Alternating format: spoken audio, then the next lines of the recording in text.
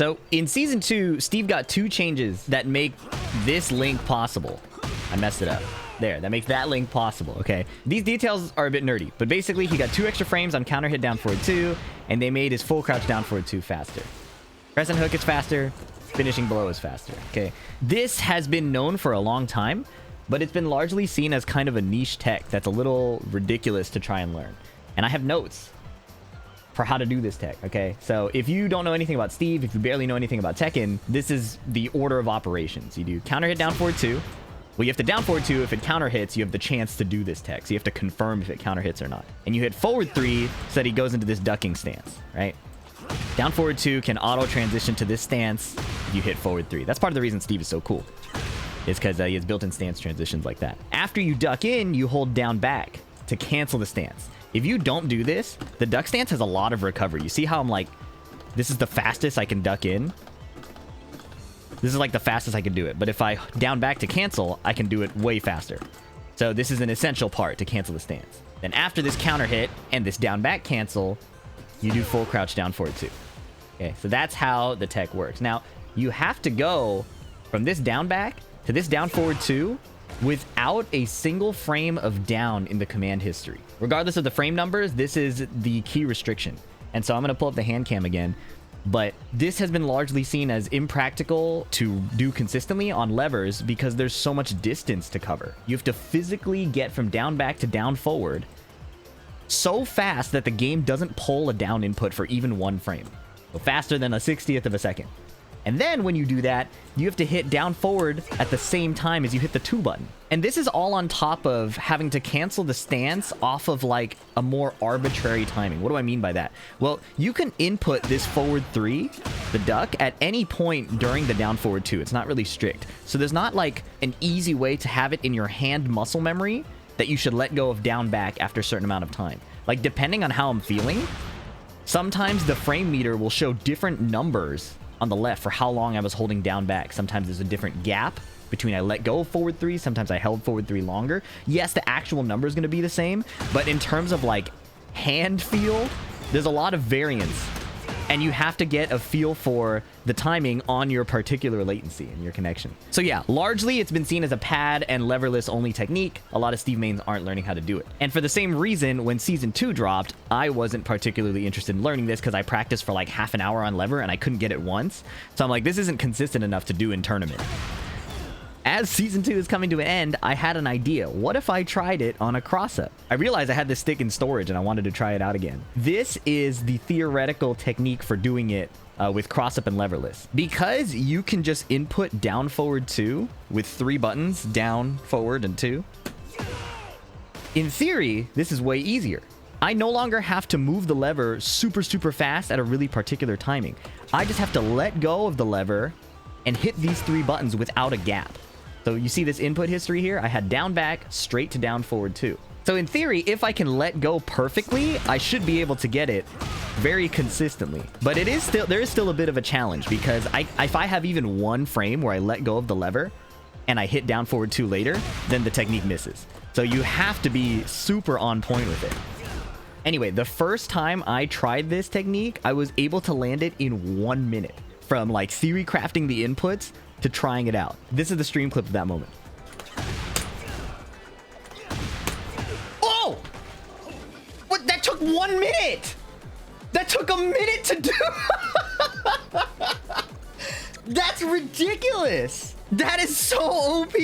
I have tried this on physical lever, I'm not joking, for like 16 to 20 minutes. That's insane! Alright, I guess I'm switching to cross-up. Like, there's no way. Dude! So this easier method I wrote down here with cross-up and leverless assumes you're using like the Capcom Pro Tour SOCD, where left and right cancel to neutral. Right?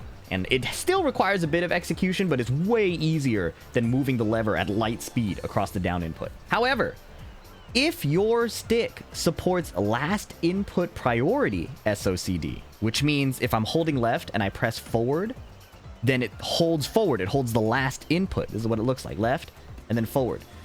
Then this technique becomes completely trivial, right? Now, I don't have to do that perfect release into down forward 2. I can just hold down back And then when I have the right timing, press down forward 2. And you'll see in the input history, it skips that down input. The new button directions on this setting overrides the down back from before. So now I went from landing this tech in a minute and then maybe landing one every 2 to 4 minutes after that, to being able to theoretically do this like 5 times in a row, which makes it consistent enough to run in tournament. On one controller, I could not land this ever. It took, after 30 minutes of trying, I gave up. On another controller, it took me 1 minute. And on this setting, I can land it almost 5 times in the row to the point where it's ridiculously consistent. Now, all that I have to do is hit this down forward 2. I need to change this to a colon because that means just frame. On the right timing. The moment that Steve is finished doing the duck stance and is in crouch and is actionable, I hit down forward 2. This is a complete game changer. And currently, Tekken has no regulation around last input SOCD versus regular SOCD, right? So there's nothing stopping anybody in tournaments from having a controller with this setting. I'll switch back to the hand cam.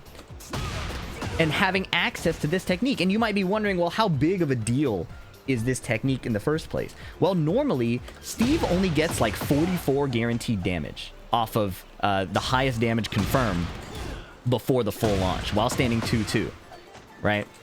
If he wins the mix-up after, then you could argue he gets a little more, right? But none of that is guaranteed, and the mix-up after incurs some risk. So it's not really in Steve's favor to run the mix every time. A lot of Steve players will do this, and then cancel into duck again, and then play the rest of the game. With the perfect finishing blow, it doubles the guaranteed damage he gets at minimum, right? No heat, simple combo, 82 damage, right? If I went for a like harder combo, I just tried to do it manually. What am I doing? If I tried to do like a more serious combo, 4-2-2-2, flicker jabs into this, 86. So that's without heat, that's without rage, that's without the wall. The value is immediately way higher. And just for the sake of showing that it's also easy on player 2 side, all I have to do is just hit different directional buttons, but the timing is exactly the same and the muscle memory is basically the same. The only thing that's harder is I have to configure my fingers differently to hit these buttons at the same time. And if we're being technical too, we're doing last input SOCD, right? So I don't actually even need to hit all 3 buttons. I just hold down back and I can hit forward and 2. And the lever will keep my down input, right? Lever will keep my down input and the forward input will take over. So on this input setting, I only need to hit 2 buttons. The reason I'm doing it with down is because if they do decide to ban last input SOCD, then at least my hands have the right muscle memory. And yeah, I think with how easy it is to execute this technique specifically between controllers, there should probably be some tournament regulation. Yes, you can't regulate it online because this is a hardware level SOCD problem. In game, in Tekken, if you hold left and right with like the keyboard, it defaults to neutral SOCD, right? What the hitbox is doing is it's at the PCB deciding that the last input has priority and then sending that input only to the computer or to the console. So this isn't something you can regulate online or like people playing at home, but this is something that if you went to a tournament and you could check people's controllers, it would be a legitimate concern if they had last input SOCD and if there were, you know, rules against it. Yeah, it's ridiculous how it went from a technique I could never land and kind of gave up on to a technique I could land in 1 minute, to a technique I could land in like 5 times consecutively and want to run in tournament. I'm actually entering a tournament today at the time of recording, and I've only had this controller and this technique practice for like 3 days. And I would never change equipment or try a new technique in that short of a time frame, but I think it's that consistent and that doable. So historically, before Tekken 8 and even before Season 2, Steve has been able to launch off of down forward 2 on counter hit. I booted up Tekken 7 to show this combo. This was the Shiro combo. People really love this. Let me show the combo once, and then I'll explain it step by step. Counter hit down forward 2, Gatling punches, instant while standing 1, and then the rest of the combo. The rest is not as hard as those first 3 steps. All right, pretty good, huh? So, step by step. Just like before, counter hit down forward 2 into ducking. And then we'll also hold down back to cancel it, right? Because we want to be able to act faster. From the down back, we don't just do an attack. Instead, you do another duck in. And from the second duck in, you do 2 Gatling gun punches only. Can't do 3, can't do 1. So you have to hit duck 1 + 2, 1. I have a bind here that does 1 + 2, right? So First 3 steps here. Now's the hard part. This is a lot of notation. Back 3 plus 4, down back, neutral 1. But it just looks like this. Why do we have to do this? Wow, I can't even do that. Why do we have to do this? Because normally, if you want to do while standing 1, you have to duck and wait a little bit. I don't know the exact frames, but it's a long time. Steve can go into flicker stance, and then crouch, and then while standing 1. And that lets him do it really fast. So, after the Gatling gun punches, you have to go into flicker stance manually, back 3 plus 4, and then down back neutral 1. And that's the hard part of this combo. And then after that, it's smooth sailing. You do the rest of your combo to the wall. I think this combo is pretty elegant because there's no inherent advantage between input devices. The hard part of the combo is finishing, well, doing this part, getting the duck cancel timing nice, and then hitting the Gatling gun punches. And then from there, you need to learn the timing when you can go into stance, and then do this while standing 1 as quickly as you can. And that creates a type of difficulty that isn't inherently advantaged by hitbox, by pad, etc. To me, this is an elegant solution because it doesn't involve giving out particular advantages to different controllers. It doesn't involve unique rule sets, and the combo is really cool and fun to do. I personally miss this combo a lot.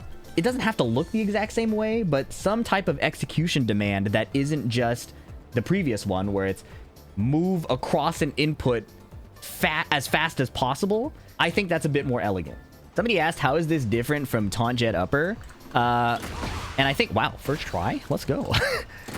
I think there's a few things. Taunt jet upper is still a series of frame perfect inputs, but there's no counter hit confirm needed.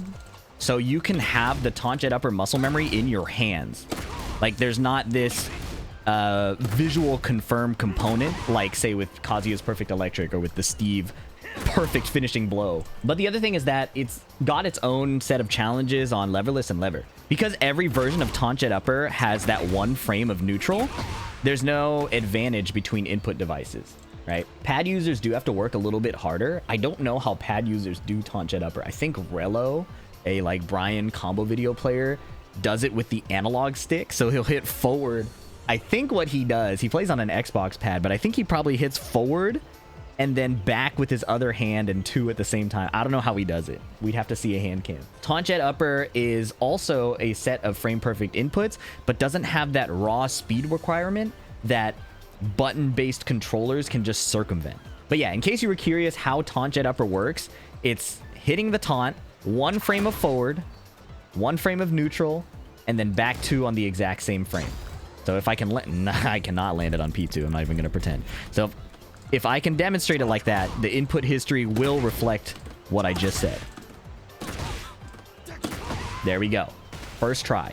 See that? 1 frame forward, 1 frame neutral, back and 2 on the same frame. And yeah, I'm not going to be able to show the Kazuya perfect electric. You can check out the main man's video for that. But the technique is counter hit down forward 2, and then an electric that hits them while they're in their standing state. Right? So you get a full launch. And that requires doing a 13 frame electric, a perfect electric. And just for the sake of completeness, there's 2 ways to do it. You can do it with forward neutral DF2. Right? That's what I just did there. Forward neutral DF2. Or you can skip the neutral. Do forward, down, down, forward 2 at the same time. Right? Oh, wow, I did that too. So you see how I skipped neutral? I just got forward, down, DF2. Regardless of which input method you choose, it's landing a 13 frame electric off of a counter hit confirm, which is extremely difficult. With regard to how different controllers affect it, this one definitely has some advantage with leverless and, you know, button-based inputs, but it's not prohibitively ridiculous on lever by the nature of how the input device works. Allowing that down input or the neutral skip DF2 gives it the lenience of a, you know, physical lever moving through space. The Steve input in particular feels ridiculous because you have to skip the down. It's not impossible, just Sandy. A king player with execution, I know, surprising, right? A king player with execution was able to land a Steve perfect finishing blow in 3 hours. I'll link the clip below where he landed that. But yeah, I think the difference is just not even up for debate. This Steve tech either needs to be regulated or they can change it to make it more fair across input devices. But until then, I will be playing on this and I'll be trying to win a tournament with it. We'll see if it even stays in Season 2. But hope you guys enjoyed that. Let me know if you think it should be adjusted or banned or changed. Let me know in the comments. I'll catch you in the next one. Peace. Let me start the explanation over. This is ridiculous. This was the Shiro combo. People really love this. Let me explain it, and then I'll show it. So it starts again with counter hit down forward 2. Let me show the combo once, and then I'll explain it step by step. He does the double Gatling gun punches, instant while standing 1. Let me see. Let me do the combo once, and then I'll explain it step by step. Counter hit down forward 2, Gatling punches, instant while standing 1, and then drop the rest of it. Counter hit down forward 2. This is what it takes to make a YouTube video. I'm fucking tripping. So let me show you the combo once, and then I'll explain it step by step. Counter hit down forward 2, Gatling punches. If I fuck it up one more time, I'm going to do the intro and the combo separately. This is what it must feel like to be like Dude Perfect. You know, like Dude Perfect, where they like do a million trick shots over and over, and they have to do all the rigmarole before the actual shot to make it look like the first one and be impressive, but it really is just a million fucking takes. But it's a fucking video game combo. All right, let me show you the combo one time, and then I'll explain it step by step. Counter hit down forward 2, Gatling punches, instant while standing 1, and then the rest of the combo. The rest is not as hard as those first 3 steps. All right, pretty good, huh?